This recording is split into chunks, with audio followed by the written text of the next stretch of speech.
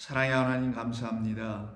오늘도 저희들을 당신의 은혜와 자비로 굽어 살펴주시어서 우리에게 생명을 주시고 그 생명을 갖고 오늘도 살아갈 수 있도록 영과 육을 지키시고 그 영과 육을 또한 살려내시며 당신을 알아갈 수 있는 귀한 복된 날로 이 하루를 연장시켜 주셨사오니 우리 모두가 이 날을 헛되이 살지 아니하고 주님과 동행하며 주의 은혜의 말씀 안에서 지어져가는 귀한 성도의 삶을 이루어내어 주시기를 소망합니다.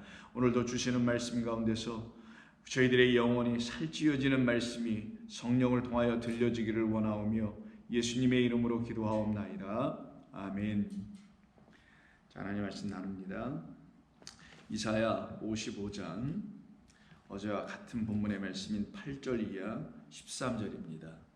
이사야 55장 8절 이하 13절 말씀입니다. 함께 읽겠습니다. 이는 내 생각이 너희의 생각과 다르며 내 길은 너희의 길과 다름이니라. 여호와의 말씀이니라. 이는 하늘이 땅보다 높음같이 내 길은 너희의 길보다 높으며 내 생각은 너희의 생각보다 높음이니라.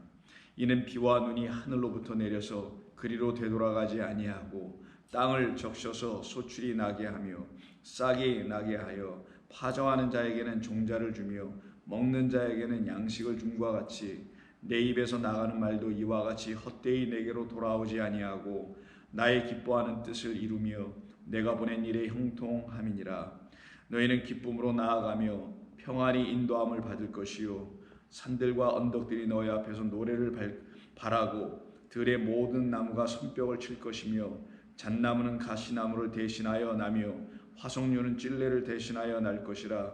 이것이 여호와의 기념이 되며 영영한 표징이 되어 끊어지지 아니하리라. 아멘.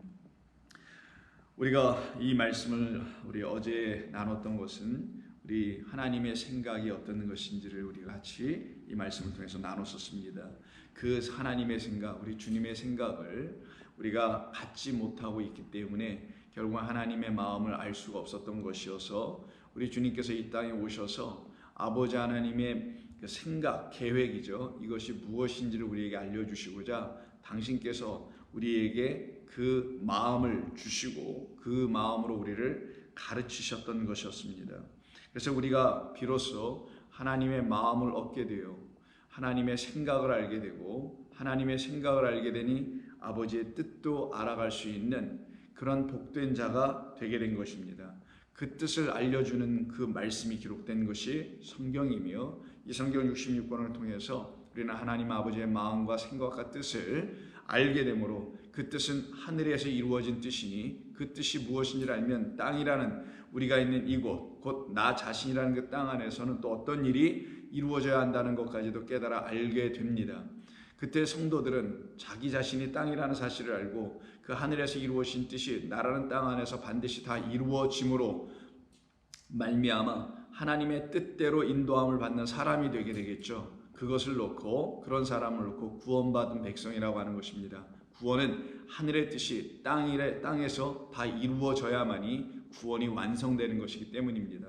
그것을 보여주신 것이 우리 주님이 이 땅에 오셔서 십자가에서 죽임당하시고 부활하셔서 우리 가운데 성령 보혜사가 되어 다시 들어오셔서 그 하늘의 뜻을 다시 차서대로 질서 있게 우리에게 가르쳐 주시는 이 과정, 성도의 광야 교회를 지나가는 광야 인생길을 지나가는 이 과정을 통하여 날마다 깨달아 배우게 되므로 우리는 하나하나 알아가게 되어서 결국은 아버지 하나님의 마음이 우리의 마음이 되어 그 마음으로 하나님의 생각과 계획을 우리 가운데 드디어 이루어내시는 성령님의 말씀 앞에 순종하게 됩니다. 그러면 그와 같은 성도들의 삶에는 하나님의 뜻이 하나하나 다 이루어지게 됩니다. 그 이루어지는 이야기를 오늘 본문은 10절과 11절을 나누게 될 텐데요.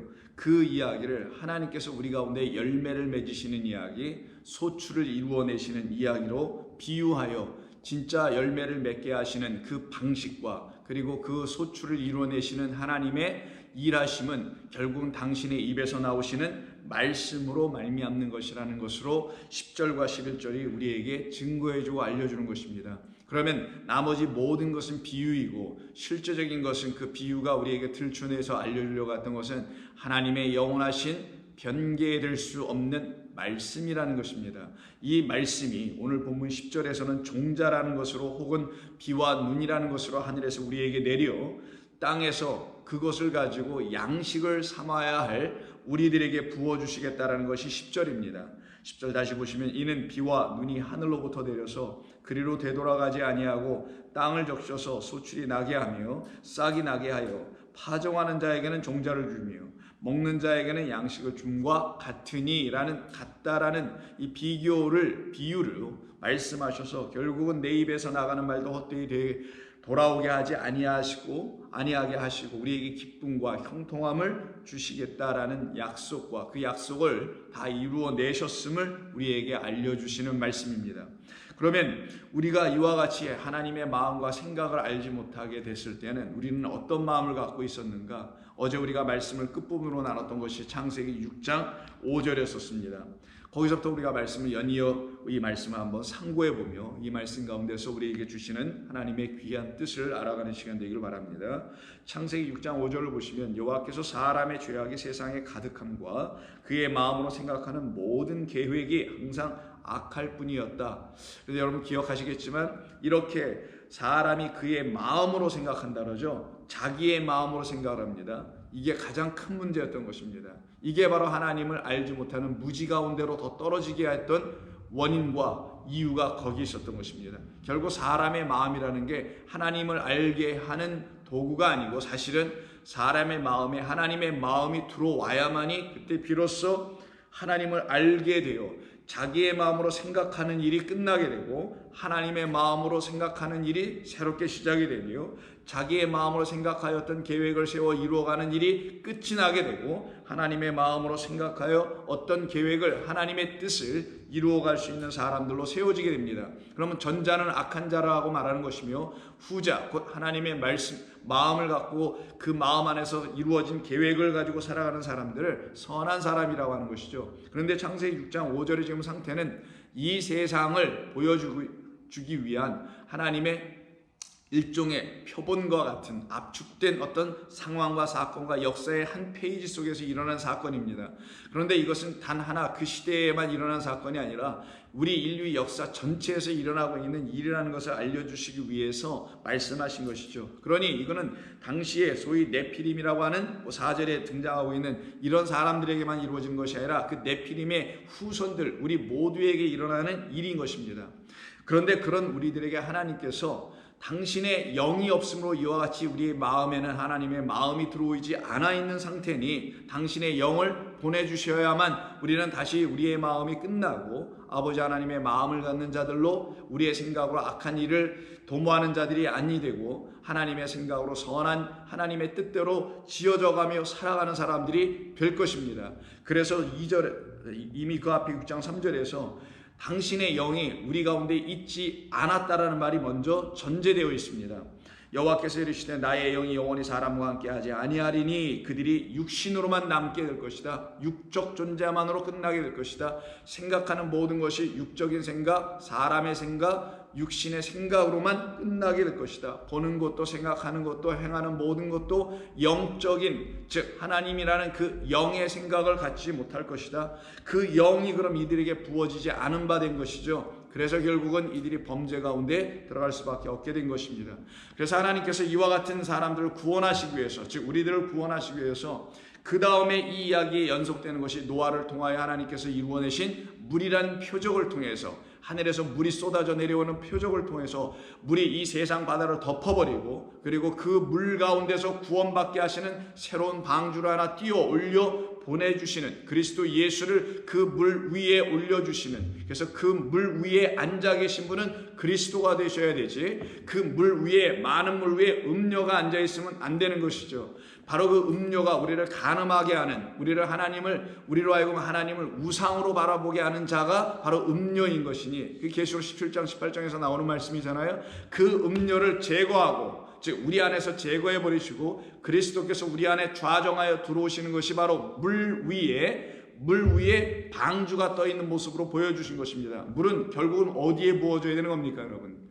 요한복음 7장 37, 8절에서 말씀하고 있는 것처럼 물을 막 성전에 갖다 붓고 있는 그 초막절의 마지막 그 의식을 치르고 있는 그들에게 목마른 자들은 다 내게로 오라. 오늘 본문 55장 이사야 55장 1절이 목마른 자들아 다 내게로 오라. 똑같은 얘기입니다. 그러면 그 목마른 자들이 주님께로 가면 그들이 물을 자기들 안으로 마시겠죠. 그럼 물이 가득 찬 곳은 어디겠어요?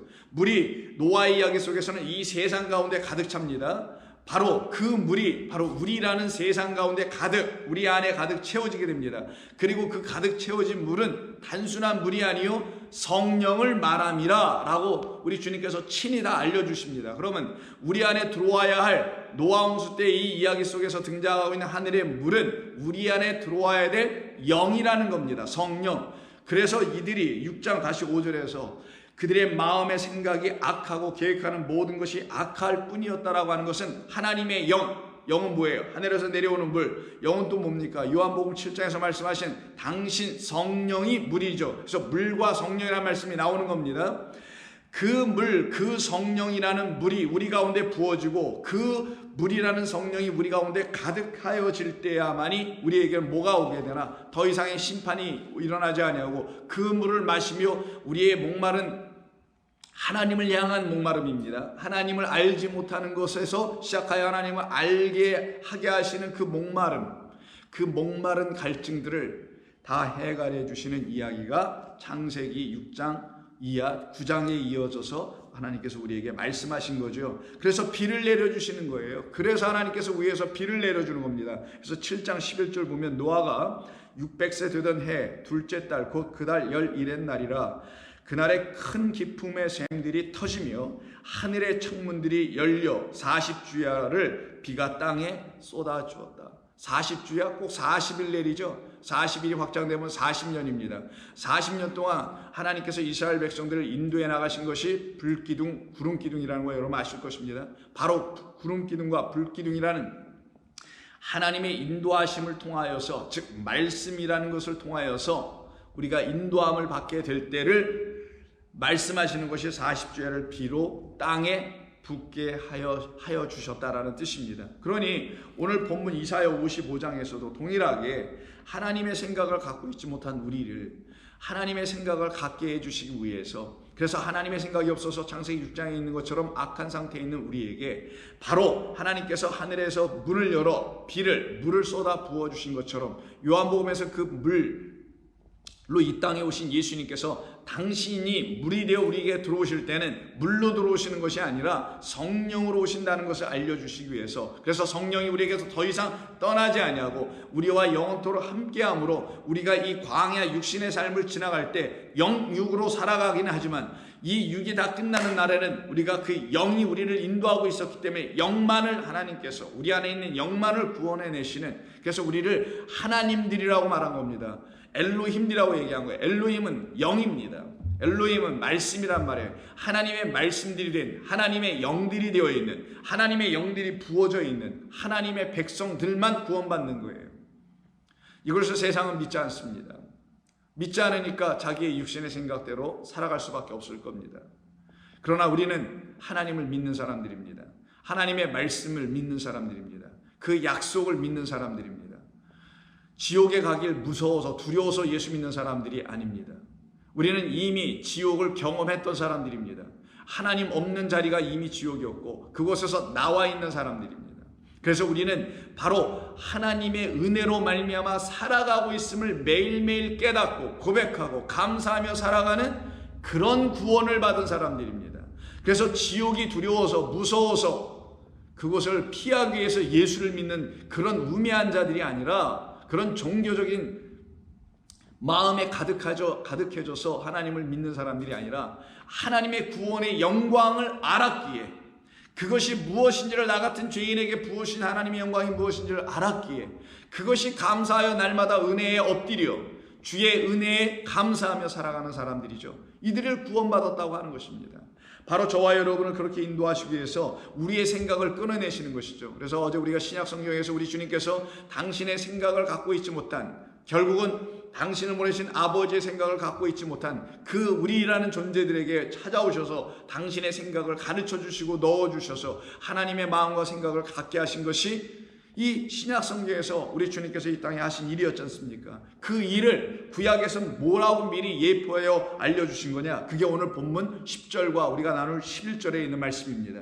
10절과 11절은 하나의 짝입니다. 10절은 비유고 표적이고 표징이고 11절은 그 표정이 들춰내는 실제적인 거 진짜 진리를 말하는 거예요. 그럼 10절에서 하나님의 영과 하나님의 물이 없어서 기근을 맞고 있는 우리에게 당신의 물을 보내주셔서 우리의 목이 해갈되고 땅은 그 비를 맞으니 물을 갖게 되니 땅도 축축하게 젖어서 씨가 파종될 수 있는 환경이 다 이루어질 수 있겠죠. 그때 비로소 우리에게는 어떤 것이 들어오냐? 하나님의 영이 들어오게 된다는 것을 가르쳐 주시려고 이는 비와 눈이 하늘로부터 내려서 그리로 되돌아가지 아니하고 땅을 적셔서 소출이 나게 하며 싹이 나게 하여 파종하는 자에게는 종자를 주며 먹는 자에게는 양식을 줌과 같으니 라고 말씀하십니다. 이때 우리가 주의 깊게 여기서 바라봐야 될 것은 10절은 하나님의 창조에 대한 이야기가 담겨 있음을 우리가 눈치채어 볼 수가 있는 중요한 키워드 두 개가 등장하는데 그것이 바로 우리의 말로 기록되어 있는 하늘과 그리고 땅이라는 말이 있습니다. 이는 비와 눈이 하늘로부터 내린다고 하죠. 그리고 다시 그 하늘로 되돌아가지 않는다고 합니다. 이게 중요한 표현이에요. 그리고는 땅을 그 하늘에서 내린 비와 눈으로 적시게 한답니다. 이건 무엇이냐면 하늘에서 있는 이야기가 하늘에서 이루신 하나님의 뜻을 비와 눈으로 설명한 것인 것뿐인 거고 그것은 반드시 땅에 내려가야 되는 것이다. 우리 자연세계에서도 당연히 하늘에서 비와 눈이 내리죠. 쉽게 설명해 주신 것입니다. 쉽게 설명하여 우리에게 진리를 가르쳐 주시려고 이 세상도 그렇게 다 지어 놓으신 것뿐인 것이죠. 그리고는 이 땅은 그 하늘의 비와 눈을 가져야 될 존재. 그래서 이미 갖고 있는 것이 땅. 그러면 땅과 하늘은 사실 같다라는 거예요. 어떤 측면에서? 비와 눈이라는 이 공통 분모를 갖고 있다는 측면에서 하늘과 땅은 드디어 같게 된다는 거예요. 근데 하늘과 땅이 같지 않을 때가 있습니다. 언제일까요? 하늘에서 비와 눈이 내리지 않았을 때죠. 누구에게? 땅에게. 다른 말로 하면 땅은 하늘이 본래 갖고 있는 비와 눈이라는 것을 갖고 있지 못하면 하늘만 갖고 있는 것이 되니, 다른 말로 하면 하늘에서 비와 눈이 땅이라는 것에 내려지지 않은 상태가 되면 땅과 하늘은 같아질 수가 없어요. 이렇게 날마다 분리가 되게 됩니다. 근데 하늘에서 비와 눈을 이 땅에 내려진 바를 또 내리게 하신 바를 이 땅이 감지하고 알았어요. 그럼 땅은 뭐가 되냐? 더 이상 땅이 되지 않고 비와 눈을 흡수한 땅. 비와 눈은 성경에서 말하는 것은 물이니까, 눈도 다 물이 되는 것이니까 영입니다. 하나님의 말씀을 말하는 거예요. 내 말은 영이요 진리요 생명이니까 그 하나님의 말씀이라는 물, 영이 이 땅에 들어오게 되면 이 땅과 하늘과 땅은 드디어 하나가 되는 겁니다. 결국 같다라는 걸 알게 되는 거예요. 그러면 이 땅은 하늘을 어떻게 인식할 거냐? 하늘에서 내려진 비와 눈으로 이 땅은 같고 그것을 받아서 그 땅, 비와 눈을 보내준 땅을 하늘을 깨달아 알아가는 것이 땅이 해야 될 일인 겁니다. 자, 이것을 우리에게 적용해서 생각해 보자고요. 하나님께서 천지를 주셨다라는 천, 하샤마임과 지, 땅이니까 하아레츠입니다. 그게 정확하게 명확하게 오늘 본문에 정관사로 하늘을 하샤마임이라고 하고 땅은 하아레츠라고 기록을 해놨단 말이에요. 그러면 우리에게 적용해서 생각하면 우리가 결국 땅인데 하나님의 뜻을 알아가야 될 땅, 그 땅인 우리에게 비와 눈이 내려져야 된다는 거예요. 1차적으로는. 근데 비와 눈조차도 아직 우리에게 내려지지 않은 상태를 우리의 생각의 상태라고 하는 거예요. 그게 바로 8절과 9절의 말씀입니다. 그 생각, 우리의 생각으로 갖고만 있으니 높으신 하늘의 그 생각을 알 길이 없다 해서 10절 하늘이 땅보다 높은 같이라는 말이 나오게 되는 겁니다. 그럼 우리라는 땅에 비와 눈이라는 하나님의 물, 곧 말씀이라는 성령이 임하게 되면은 나에게 보내준 눈과 비와 눈이라는 하나님의 말씀의 실제적인 내용, 그걸 성경이라고 하는 거예요. 비와 눈을, 그거를 우리 주 예수님이라고 하는 겁니다. 이 땅에 보내심 받은 거니까 하늘에서 이 땅에 오는 건 전부 다 눈, 비 그런 걸로 설명하는 거예요. 아니면 만나 이렇게 설명하지 않습니까? 바로 우리 주님이 이 땅에 오신 그 분으로 말미암아, 그분이 내 안에 들어오심으로 말미암아, 즉 땅인 내가 그 눈과 비를 흡수함으로 말미암아 당신 눈과 비인 예수님은 누구십니까? 라고 일단 묻게 되며, 그러면 그 주님께서 나는 누구다, 나는 하나님의 아들이요, 살아계신 하나님의 아들이요, 그리고 그리스도라는 사실 우리에게 알려주시게 될 때, 그럼 그리스도로서 하나님의 아들로서만 하실 수 있는, 땅들에게 보여주시고 말하실 수 있고 행하실 수 있는 어떤 유일한 게 있을 거 아니겠냐고요. 그것을 들어보니 그 모두가 영생의 이야기요, 구원의 이야기요, 영에 대한 이야기요, 하늘에 대한 이야기로 가득 찬 그런 이야기만 우리 주님이 우리에게 주시는 겁니다. 즉 눈과 비와 눈이라는 물은 우리에게 그리스도로 말미암아 하나님의 말씀을 하나하나 알려주는 도구들이라는 거예요. 하나님이 보내시는 일꾼들이라는 겁니다. 그 모든 것을 통하여 우리는 누구를 알게 될 거라고요? 하늘을 알게 되는 거예요. 그 하늘은 히브리인들에게 곧 하나님입니다. 우리 한국 문화에서도 하늘은 곧 하나님 아닙니까? 즉 눈과 비를 보내주신 그 하늘 곧 하나님은, 그래서 하늘의 아버지라고 하죠. 하나님 곧 아버지는 우리에게 눈과 비를 통하여 당신을 가르치시겠다는 거예요. 근데 누구들에게서 당신이 알려지고 가르침을 받게 할 것이냐? 땅들인데 어떤 땅이냐? 당신이 보내시는 눈과 비와 눈을 가진 자들. 비는 여름에 내립니다. 눈은 겨울에 내립니다. 추나 추동 4계절 1년 내내 하나님께서 뭐 하시겠다는 거예요? 어떻게 하시겠다는 겁니다. 하시는 건가요? 당신의 백성들에게는 항상 목마르지 않게 하시려고 물을 보내주시겠다는 뜻을 비와 눈으로 설명한 것뿐입니다. 비는 뭐고 눈은 뭐냐? 다를 거 하나도 없죠. 다 물입니다. 하늘에서 내려와서 결국 비로 내려오든 눈으로 내려오든 이 땅에 내려오면 다 물이 됩니다. 근데 우박으로 내려오면 안 되죠. 우박으로 내려오면 멸망입니다. 항상 비와 눈으로 내려오게 돼 있어요. 소리 없이 내려오고 소리 없이 땅은 것을 흡수합니다. 왈가닥 하면서 우박 쏟아지는 소리를 내면서 성도는 하나님의 말씀을 받아들이지 않습니다. 그 말씀을 그렇게 취하고 섭취하고 그 말씀을 그렇게 영접하지 않습니다. 정신없이 혼란스럽게 시끄럽게 하지 않습니다. 하나님의 말씀은 진리입니다. 진리는 그렇게 하는 게 아니죠. 그래서 우리 가운데 1년 내내 평생토록 종일토록 영원토록 하늘에서 하나님께서 당신의 거룩한 말씀을 우리에게 보내주시는 거예요.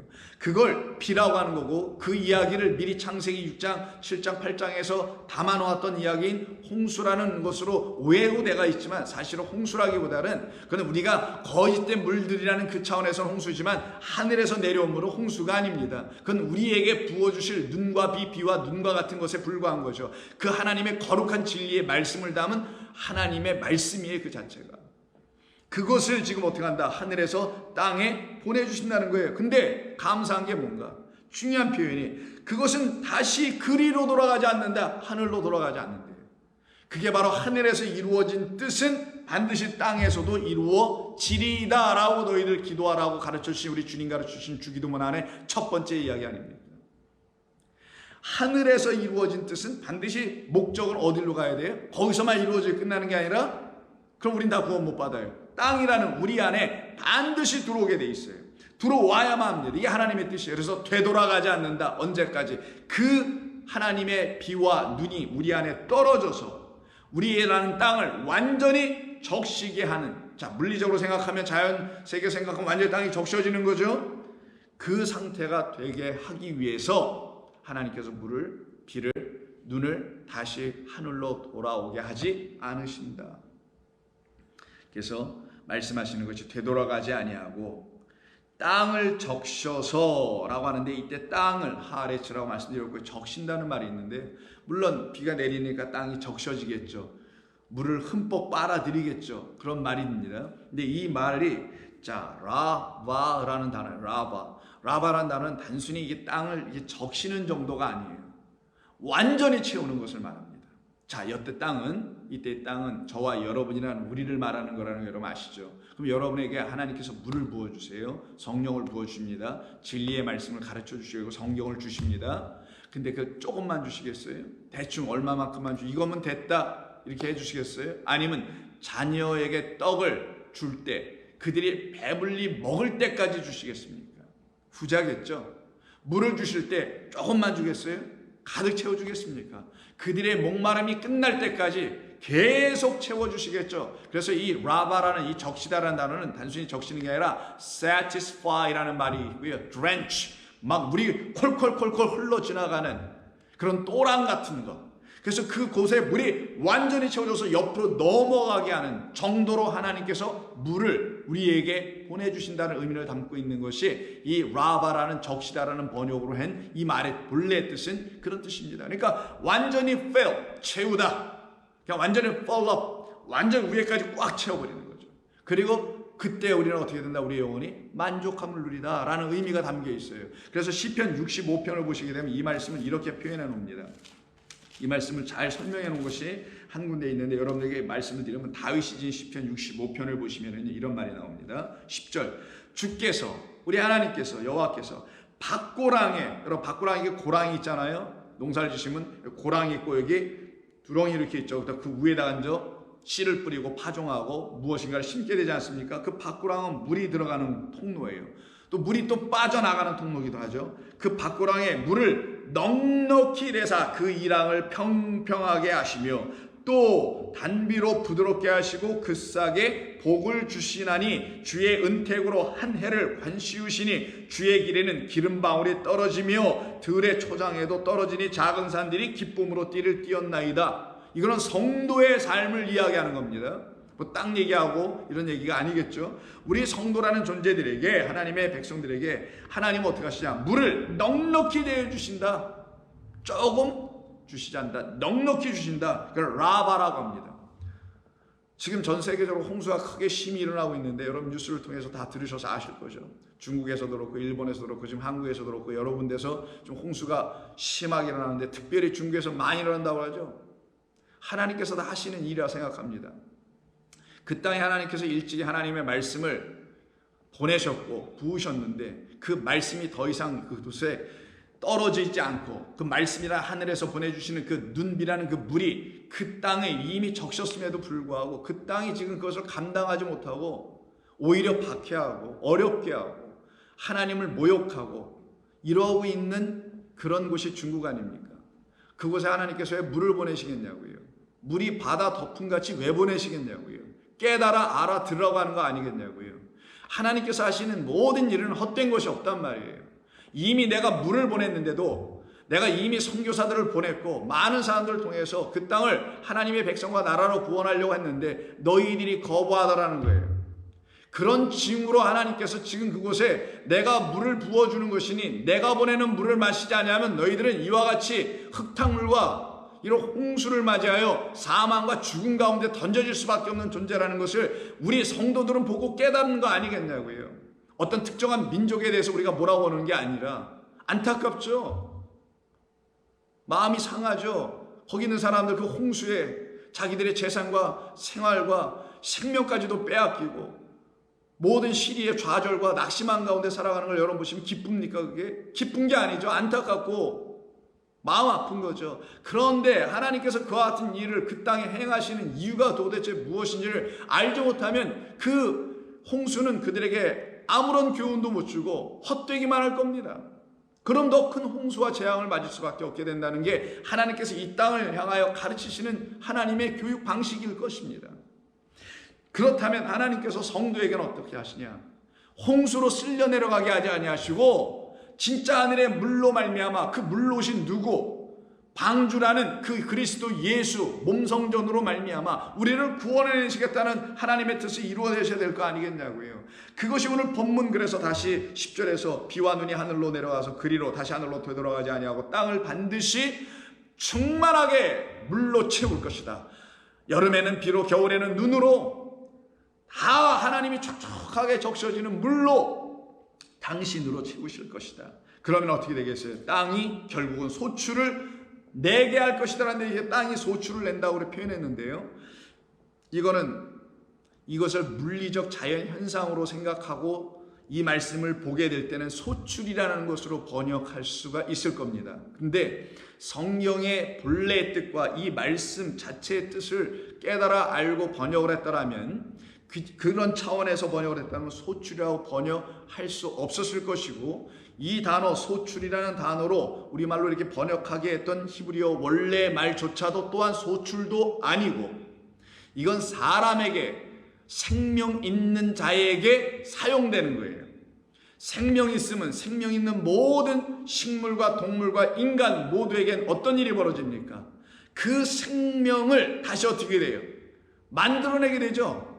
씨가 떨어져 풀들은 다시 자기의 생명을 땅에서 나게 하고, 동물도 마찬가지로 생명이 자기 안에 있으니까 생명으로 또 생명을 낳게 해서 새끼들을 낳게 하고, 사람도 자기 안에 있는 생명을 가지고 그 생명을 다시 아들과 딸들을 낳게 하는 그런 번성함이 이루어지죠. 근데 그것을 하는 자리가 어디라고요? 그 땅 하아레츠죠. 하아레츠는 우리를 말합니다. 그럼 우리라는 땅들이 소출을 냅니까? 아니죠. 우리라는 땅들은 뭐를 내요? 생명이라는 하나님이 말씀하신 그 생명을 우리에게 주시고서는 그 생명을 다시 내놓게 되는 일을 하겠죠. 그것을 우리의 인생이라는, 남성과 여성이라는 인간을 통하여 보여주신 것은 아들 낳고 딸 낳는 걸로 보여주는 거예요. 그래서 이때 소출이라는 단어가 사용된 이 본문은 얄라드라고 하는데, 얄라드는 아들을 낳다, 자식을 낳다, 아버지가 되다 라는 뜻이에요. 이 말로 사용된 것 뿐입니다. 근데 이거를 땅이라고 생각하고 하늘에서 무슨 물이 쏟아지는 걸로 생각을 하기만 하면은 이걸 소출을 낸다라고 의역을 하게 되게 되지만, 본래 의미를 그대로 알고 있다면 그 땅은 아들을 낳게 할 것이다, 자식을 낳게 할 것이다, 이런 뜻이에요. 그래서 그 말이 자식을 낳게 하는 말로 이해가 될 때 다시 보시면은 그 하늘과 그 눈과 비는 되돌아가지 아니하고 땅을 채워서 우리라는 존재를 가득 뭘로 채워요? 하나님의 말씀이라는 영으로 가득하게 풍성하게 채우신 다음에 어떤 일을 하냐? 우리 안에서 물과 성령이 들어왔으니까 뭐가 돼요? 니고데모야, 내가 거듭나야지. 거듭나는 건 뭐예요? 다시 태어나야지. 무엇으로? 두 번째 모태인 성령 안에서 다시 태어나야지. 그러니 우리 안에가 뭐가 된 거예요? 하나님의 물, 성령이 들어와서 새로운 모태가 되니 우리가 비로소 뭐가 될 수 있다? 아버지가 될 수 있다. 씨를 가진 자가 될 수 있다. 아들을 낳을 수 있는 자가 될 수 있다. 그것을 놓고 소출이 나게 한다고 번역을 한 겁니다. 그럼 저와 여러분은 성경의 본래 본의대로 이 말씀을 읽게 된다면은, 이거는 무슨 소출내자는 그런 하나님의 이야기, 땅에다 뭐 30배, 60배, 100배라는 어떤 세상 사람들이 생각하는 차원의 그런 소출이나 내게 하는 그런 이야기 아니라 아들 하나를 주신다는 말씀으로 우리가 알고 있으니, 그 말씀과 그 눈으로 바라보게 된다면 이건 소출을 나게 하는 게 아니라 자식을 낳게 하는 거구나. 즉 마리아처럼, 한나처럼, 리브가처럼, 누구처럼, 그리고 저와 여러분들처럼 전부 다 진리의 그리스도 우리 주 예수님을 잉태하여, 진리의 말씀을 잉태하여 그 아들을 해산하여 낳는 그 기쁨을 우리에게 주시려고, 그 눈과 비는 하늘로 다시 되돌아가지 않고 반드시 우리의 심령으로 들어와서 우리의 영혼을 완전히 적실 것이다, 완전히 채울 것이다. 다른 말로 하면은 완전히 우리를 당신의 영으로 장악해 버릴 수 있을 것이다, 사로잡아 버릴 것이다.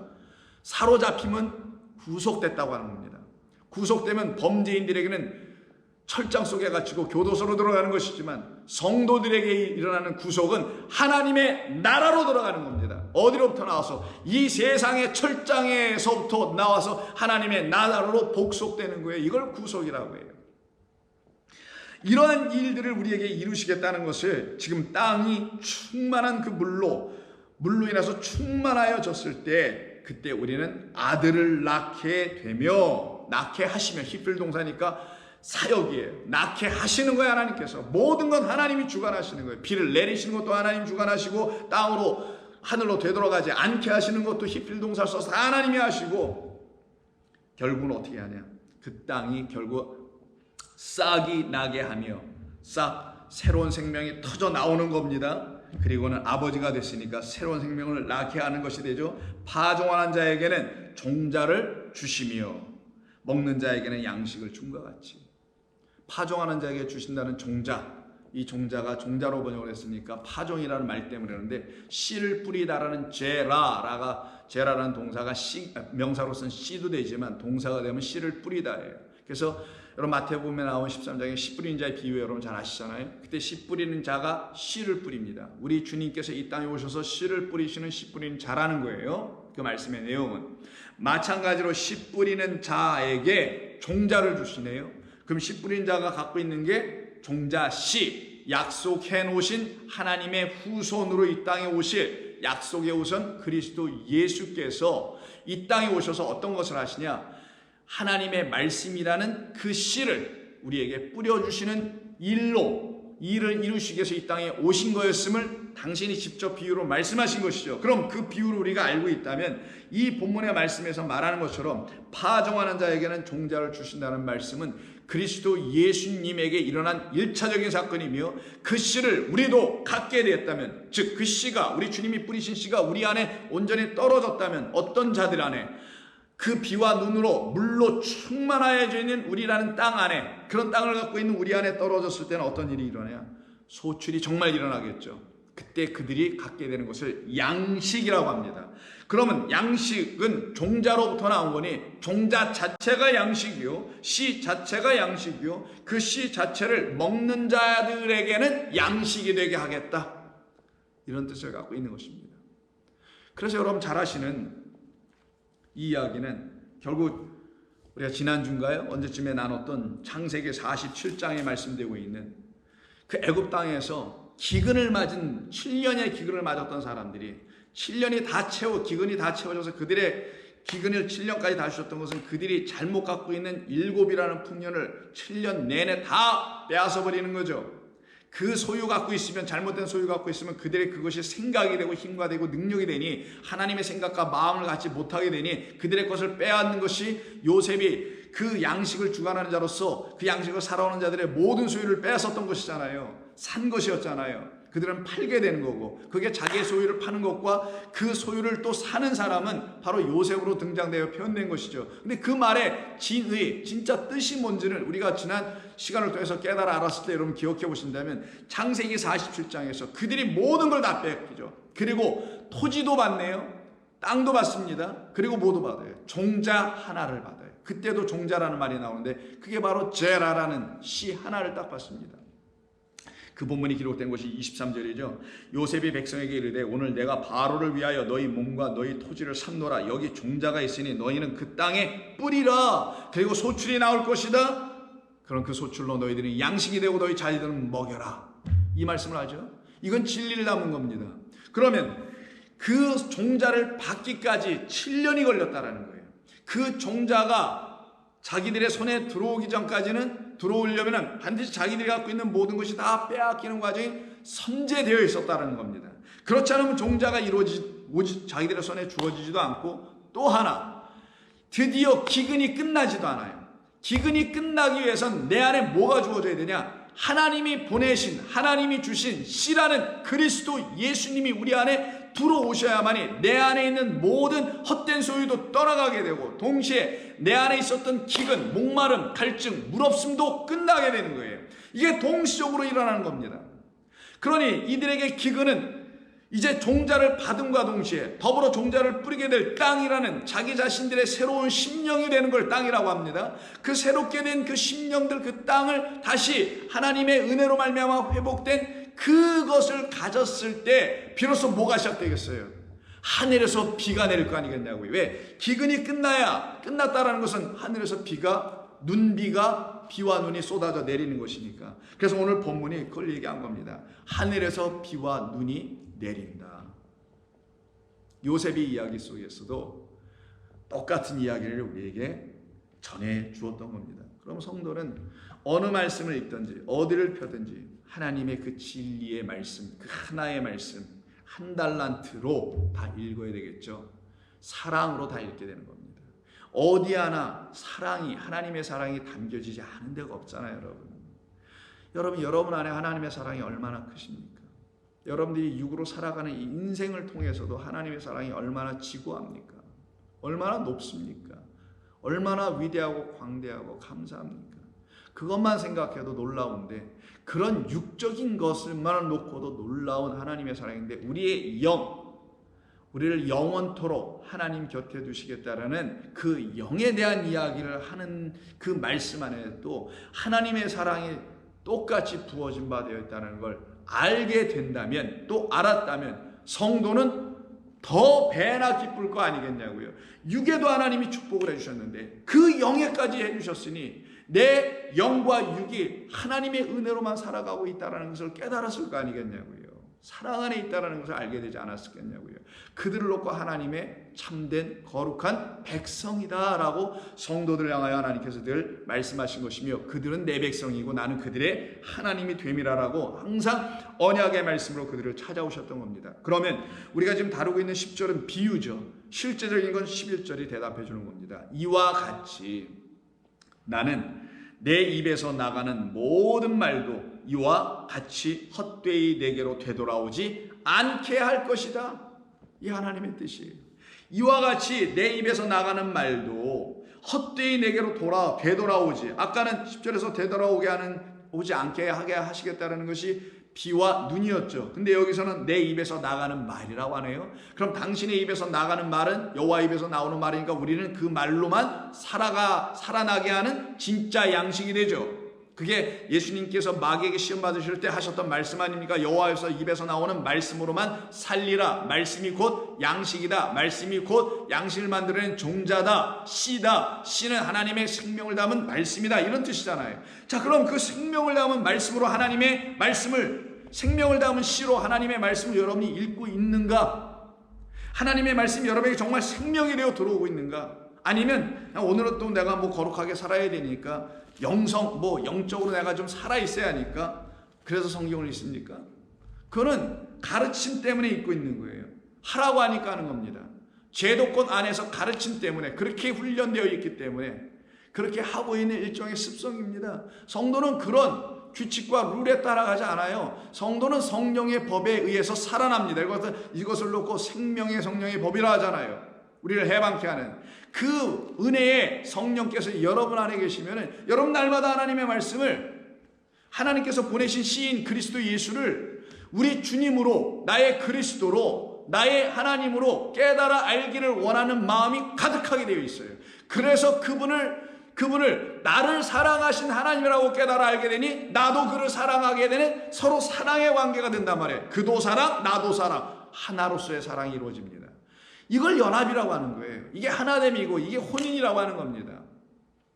그런 일들이 일어나게 하시기 위해서 내 입에서 나가는 말이라는 비유로 설명하실 때는 비와 눈이라는 하나님의 물, 성령, 그러니 말, 다바르가 성령, 물과 눈을, 비와 눈을 담고 있는 거겠네요. 그냥 말은 영이요, 영은 하늘에서 부어진 당신의 생명이요. 왜? 영이 없는 자는 생명도 없는 것이니까. 하나님의 영을 갖고 있지 못한 육은 그냥 흙에 불과하고 먼지에 불과한 것이니까 그냥 우주의 먼지로 그냥 흩뿌려질 존재들에 불과한 거죠. 그래서 타 종교에서는 우리를 먼지라, 우주의 먼지 같은 존재다, 그래서 윤회한다, 이렇게만 생각하고 있잖아요. 그게 거기 그들의 끝이에요. 더 이상의 답이 없어요. 그들은 왜?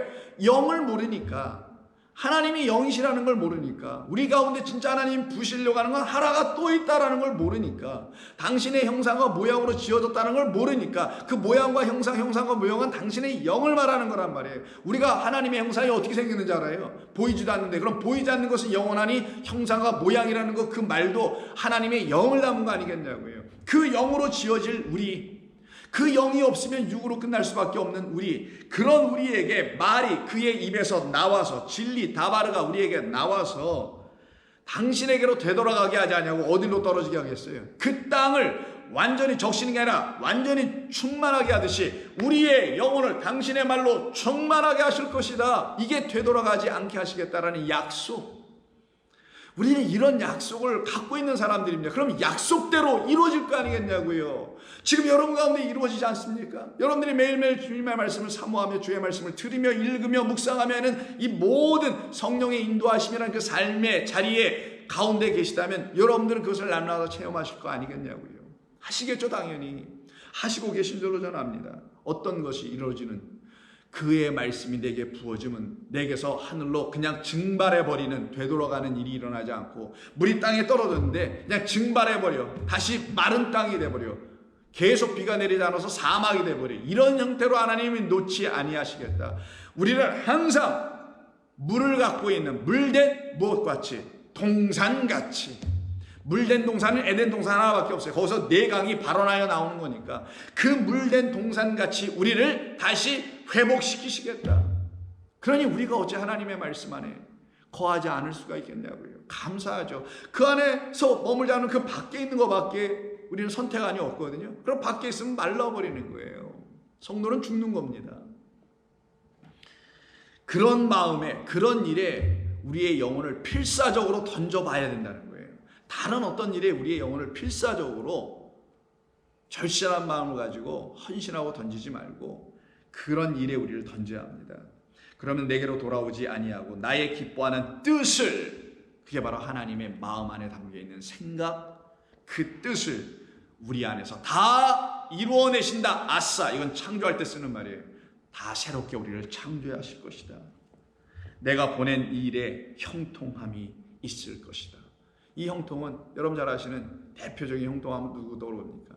어려운 역경과 어떤 지경 속에서도 불하지 아니하고 하나님의 형통함을 누렸던 요셉 있죠? 그때 39장 2절에서 보디발의 집에 들어갔는데도 그가 형통함을 누리고 감옥에 갇혔는데도 형통함을 누린다는 말이 나오죠. 그게 우리가 그렇게 될 거라는 거 알려주려고 한 거잖아요.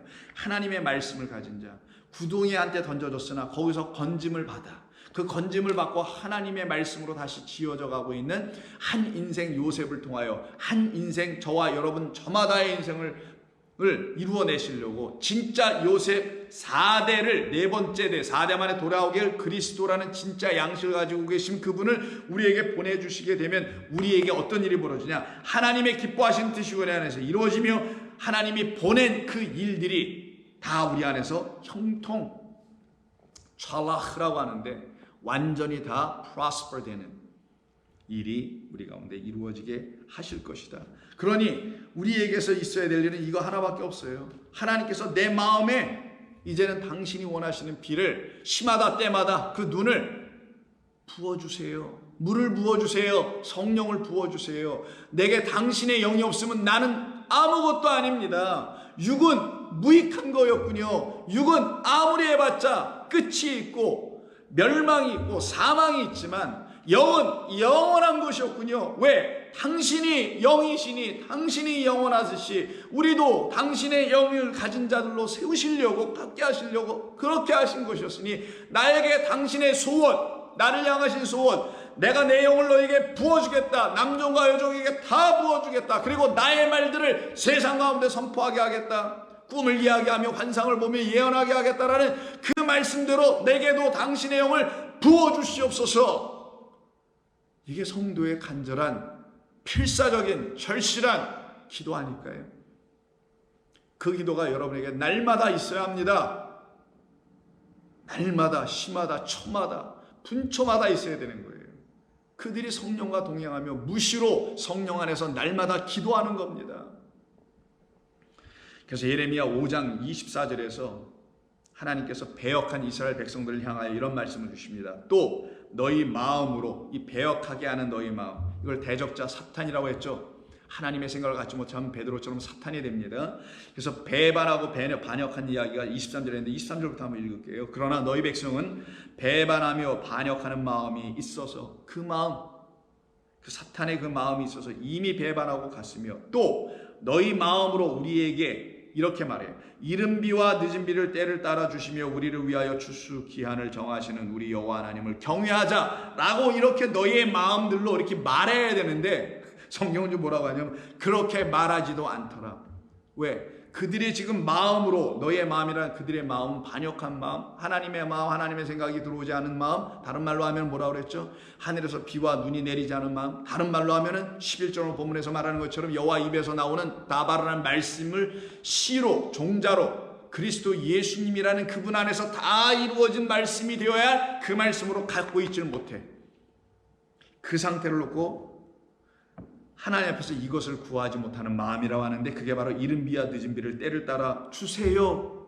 이른 비, 늦은 비 다 있어야 씨도 파종하고 그 비가 있어야 내 땅이 적셔져서 나라는 존재 적셔서 당신의 아들 그리스도가 이 땅에 들어오실 거 아닙니까? 그걸 이른 비. 그리고 그가 들어오신 것은 예수님으로 먼저 들어오신 것뿐이었고 그 예수님이 내 안에 들어오셔서 어떻게 하늘의 미랄이 땅에 떨어져 먼저 어떤 일을 합니까? 예수님은 죽으시고 십자가에서 죽으시고 나를 위해서 죽으시고 내 안에서 죽으시고 그리고 그가 죽고 나니까 그 미랄이 죽고 끝난 게 아니라 그때 싹이 트고 많은 열매를 맺게 하는 하나님의 뜻이 이루어지게 하시기 위해서 내 마음의 이른 비와 그 늦은 비라는 많은 열매를 맺게 하는 성령이라는 그 또 다른 한 번의 물을, 둘이 다 물인데 그 물을 내게 부어주세요, 때를 따라 주세요 라고 구해야 되는데 그걸 못 구하고 있는 자들, 우리를 위하여 추수의 기한을 정하시며 하나님 여호와를 그러므로 경외하자. 내가 추수가 돼서 결국은 알곡이 되어 하나님이 찾으시는 타작마당에서의 심판의 그 자리에서 알곡이 되어 까부를 때, 키로 까부를 때 쭉정이는 바람에 다 날아가 버리고 바람에 이는 겨와가 또 달아고 날아가고 참된 알곡만 성전 안에 곳간 안에 들여지는 그 알곡 미랄 하나로 오신 우리 주님과 함께 묶여서 그 성전 안에 하나의 세계로 들어가는 자들, 이걸 알곡이 되어 추수 때에 여호와 하나님의 그 기한에 들어가는 자들이라고 하는 거예요. 그 여호와 하나님이 내게 이런 일을 다 하셨으니 내가 어찌 fear God, 하나님을 경외하지 않을 수 있어요? 1차적으로 두려워하지 않을 수 있어요? 도대체 하나님은 누구십니까? 여러분, 빨리 하나님 보고 싶은 생각 없어요? 가끔 사실 때 하나님을 경외하는 마음이 들어오면 그런 마음이 당연히 들어올 수밖에 없습니다. 근데 이런 말을 하지도 아니하더라. 이게 바로 죄와 허물로 추구하고 있는 것이라. 그래서 25절에서 너희의 허물이 이러한 일들을 오히려 물리치고, 비와 눈이 뭡니까? 내게 이른 비 늦은 비가 뭐가 필요하겠어요? 나는 여기 강물이 흘러가는데, 나일강이 흘러가고 요단강이 흘러가고 있는데 나는 이 물이면 됩니다. 그래서 물리쳤고 너희의 죄가 너희로부터 좋은 것을 다 막았다. 그래서 이걸 죄와 허물로 죽은 우리를 그리스도께서 살리셨다라고 예배소 2장에서 말하는 거잖아요. 이 상태에 있는 우리, 그 상태에 있는 우리를 놓고 같은 예레미야 14장 22절에서 이들이 바로 간음하는 자들이요, 이들이 바로 하나님을 우상으로 섬기는 자들이다 라고 알려주시면서 이렇게 말합니다. 너희들이 믿고 부르짖는 하나님, 나는 너희들에게 진짜 그 하나님, 늦은 비와 이른 비와 늦은 비를 주는 하나님이 아니라 너희들에게 풍요로운 이 세상의 번영이라는 그 prosper, 그것을 추구하고 있는, 많은 열매와 소출과 다산을 추구하고 있는 그 마음으로 나를 바라보고 있으니 내가 너희들에게는 그 다산을 약속해준 이방의 신들과 똑같은 모양으로 내가 전락해 있다. 이게 진짜 우상숭배예요. 하나님을 그런 존재로 바라봐. 하나님을 육의, 즉 이생의 자랑, 안목의 정욕 뭐 이런 등등으로만 바라봐. 그러면 그게 바로 간음하는 하와, 그 하와의 눈이 되는 겁니다. 그걸 보고 보암직도 하고 먹음직도 하는 그런 눈으로 바뀌어지게 되죠. 그런 모습을 놓고 22절, 14장 22절에서 이방인의 우상 가운데 능히 비를 내리게 할 자가 있나이까? 하늘이 능히 소나기를 내릴 수 있으리까? 우리 하나님 여호와여, 그리하는 자는 주가 아니십니까? 주 외에, 주밖에 누가 우리를 구원할 수 있으랴? 주 위에 누가 이 하늘에서 비를 우리에게 내려줄 수 있을까? 주 위에 우리에게 하나님의 입에서 나오는 말씀을 우리가 깨달아 알 수 있게 하실 수 있는 분이 누가 있을 수 있을까? 그러므로 우리가 주를 앙망 없는 것은, 좀 전에 5장에서 뭐라 했어요? 경외한다 그랬죠? 경외 앙망 같은 말이죠. 앙망 없는 것은 주께서 이 모든 것을 만드셨기 때문입니다. 아니라. 근데 이것이 그들에게 나타나지 않아요. 그래서 하나님께서 그들에게 있는 그것을 모두를 없애 심판해 버리시고 다시 새 언약으로 이들에게 주시죠. 새로운 말로 그들이 갖게 해주십니다. 하나님 끝까지 우리를 지키십니다. 하나님에게는 포기가 없어요. 하나님에게는 인내만 있습니다. 그 인내는 우리에게 나타날 때 연단의 과정과 소망을 낳게 하며, 그 소망 안에서는 하나님의 사랑이 성령으로 말미암아 우리에게 부어짐의 결국으로 끝나게 되게 됩니다. 이게 로마서 5장에서 여러분 잘 아시는 그 환난은 인내를, 인내는 소망을, 인내는 연단을, 연단은 소망을 이루게 함이라. 소망이 우리 가운데 있으면 성령으로 말미암아 그리스도 하나님의 사랑이 우리 가운데 확신으로 들어오게 하시려고 하셨던 뜻이다. 그래서 하나님은 포기하지 아니하시고요, 우리에게 다시 말씀을 알아듣게 또 보내주십니다. 그것을 새 언약이라고 해요. 언약이 또 뭐 새로 있다라는 건 없습니다. 옛 계명, 새 계명이 있는 것은 아니다라고 요한일서에서 말하죠. 그 옛 계명, 본래 있는 그 본래의 그 계명을 알아듣지 못하니 알아듣게 우리 주님이 다시 들려주시면 그것이 이런 것이었어요. 나를 이렇게 새롭게 하는 말씀이었군요 라고 들려지니 나를 새롭게 한 계명, 그래서 새 계명이 되는 거예요. 언약도 마찬가지입니다. 옛 언약은 따로 있지 않아요. 옛 언약은 알아듣지 못한 이스라엘 백성들에게만 옛 언약이 되지만 그런 우리 모두에게 하나님께서 그것을 알아듣게 해주시니 그것이 나를 또 새롭게 하는 하나님의 본래의 맹세 언약의 말씀이었군요 라는 것을 알게 되면 우리가 새 언약을 가졌다라고 하는 것이지 새로운 언약이 따로 있는 것은 아닙니다. 그 새 언약이 들어올 때만이, 새롭게 하나님의 말씀이 언약으로 들어올 때만이 그것이 나에게 떠나가지 않으니 그 언약을 갖다가 영원한 언약이라고 하는 거예요. 그래서 예레미야 32장에서, 같은 예레미야 32장 31절에서 한 날을 하나님께서 우리에게 주시는데, 그는 모두에게 하나님의 성령이 임하게 될 공의의 하나님의 날이 임하게 된다는 것을 선포하면서 그 약속을 해주십니다. 여호와의 말씀이니라. 보라, 날이 이르리니 내가 이스라엘 집과 유다 집에 새 언약을 맺으리라. 이 언약은 내가 그들의 조상들의 손을 잡고 애굽의 땅에서 인도하여 내던 날에 맺은 것과 같지 아니할 것은 내가 그들의 남편이 되었어도 그들이 내 언약을 깨트렸기 때문이다. 알지 못했기 때문이다. 그래서 버렸다라는 거예요. 그들이. 여호와의 말씀이니라. 그러나 그날 후에 내가 이스라엘 집과 맺을 언약은 이러하니 곧 내가 나의 법을 어디에 두셔야 될까요? 그렇죠? 하나님의 생각과 마음을 갖고 있지 못한 우리의 마음 안에 넣으셔서 그 마음을 하나님의 법, 언약을 갖고 있는 마음으로 바꾸어 내시겠죠. 그래서 그들의 속에 내 법을 두며 그들의 마음에 기록하여, 이젠 돌판에 종이에 기록하는 게 아니라 종이에 있는 모든 하나님의 말씀이 이 활자가 생명이 되어 내 안에 내 육비 신비에 기록이 되게 된다는 거예요. 그럼 내가 전부 다 하나님의 말씀으로 도배가 되겠죠. 전부 다 쓰여지겠죠. 그래서 성경 계시록 19장에서 그들은 하나님의 말씀들이다. 이때 그들은 신부입니다. 그 어린 양의 신부들. 다 말씀이 되어야 돼요. 왜? 하나님이 약속하신 그 언약이 그리스도 예수님으로 말미암아 새 언약의 피다 라고 하시는 당신의 죽으심으로 이루어내신 일이니 어찌 그들의 마음에 기록되지 않을 수가 있겠냐고요. 그래서 나의 법을 그들의 속에 두며 그들의 마음에 기록하여 나는 그들의 하나님이 되고 그들은 내 백성이 될 것이라. 여호와의 말씀이니라. 그들이 다시는 각기 이웃과 형제를 가르쳐 이르기를 너는 여호와를 알라 하지 아니하리니. 왜? 자기들 안에서 성령이 개별적으로 처음 다 이렇게 들어가셔서 일일이 성령 하나님께서, 우리 주님께서 교사, 스승, 선생이 되어 일일이 가르칠 것이니 사람의 입으로 가르치는 일이 일어나지 않게 될 것이다. 지금 제가 설교하는 건 제가 가르치는 게 아닙니다.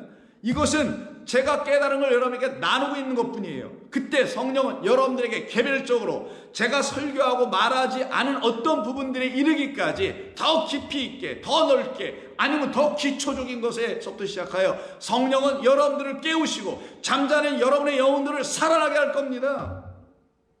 저는 믿습니다. 너는 여호와를 알라 하지 아니하리니 이는 작은 자로부터 큰 자까지 다 나를 알기 때문이라. 내가 그들의 악행을 사하고 다시는 그 죄를 기억하지 아니하리라. 여호와의 말씀입니다. 그럼 이런 마음이 필요할 거 아니겠어요? 어떤 마음? 그 속에 넣어주고 그들의 마음에 당신의 법과 당신의 뜻을 담아놓은 하나님의 진리의 말씀을 이 마음에 담으려면 이 마음이 그냥 마음으로는 우리의 생각을 갖고 있는 그런 마음, 악한 것만 나오고 있는 그런 마음, 진리가 아닌 것을, 불의한 것만 내보내고 있는 그런 마음으로서는 하나님의 마음을, 말씀을 감당할 수 없겠죠. 그래서 하나님께서 또 다른 선지자를 통해서 이렇게 또 가르쳐 약속해 주신 겁니다. 그게 바로 예수께서 36장 여러분 잘 아시는 22절이에요. 그러므로 너는 이스라엘 족속에게 이르기를 주 여호와께서 이같이 말씀하시기를 이스라엘 족속아 내가 이렇게 행함은 너희를 위함이 아니요 너희가 들어간 여러 나라에서 더럽혀진 나의 거룩한 이름을 위함이라.